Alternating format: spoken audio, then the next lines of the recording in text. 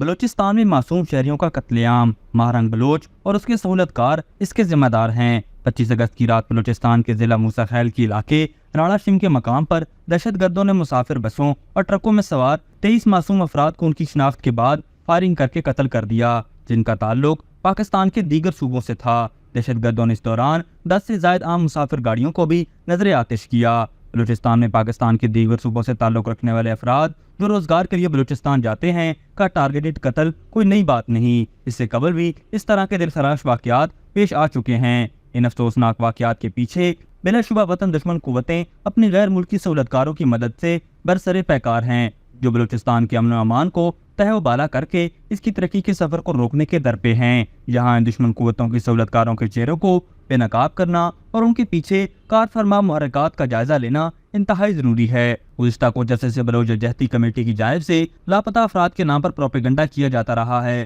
جس میں دہشت گردوں کی سہولتکار ماہرنگ بلوچ کا نام سر فہرست ہے۔ یہاں یہ بات بھی قابل ذکر ہے کہ نہ ہی اس بلوچ یکجہتی کمیٹی کو بلوچ عوام کے حقوق سے کوئی غرض ہے اور نہ ہی اسے بلوچ عوام کے لیے خوشحال بلوچستان سے کوئی غرض ہے۔ یہ ملک دشمن ایجنٹوں کے طور پر کام کرتے ہیں، وہیں سے ان کو فنڈنگ ہوتی ہے اور انہی کی ہدایات کے مطابق یہ پاکستان کو کمزور کرنے کے لیے بلوچستان کو کمزور کرنے کی کوشش میں لگے رہتے ہیں۔ ماہرنگ بلوچ نے گزشتہ کچھ عرصے سے بلوچستان میں دشمن قوتوں کے ایجنڈے پر کافی ہنگامہ آرائی مچائی ہوئی ہے، لیکن جب بھی بلوچستان میں کوئی دہشت گردی کا واقعہ ہوتا ہے تو انہیں صاف سونگ جاتا ہے اور وہ دھرنا یا جلسہ کرنا تو دور کی بات، اس کی مذمت تک بھی نہیں کرتے، کیونکہ اس دہشت گردی کے پیچھے ان کے غیر ملکی آقاؤں کا پورا ہاتھ ہوتا ہے، جو انہی کی مدد سے بلوچستان کے امن و امان کو خراب کرنے کے در پہ ہے۔ خبروں کے مطابق اس دلخراش قتل کے واقعے کی ذمہ داری بلوچ لبریشن آرمی نے قبول کی ہے۔ یہاں یہ سوال بھی پیدا ہوتا ہے کہ دہشت گردی کی اس افسوسناک واقعے پر کیا ماہرنگ بلوچ اور اس کے نام نہاد سہولتکار جو دھرنوں اور ذرائع ابلاغ پر بیٹھ کر لاپتہ افراد کا راز الاپتے ہیں،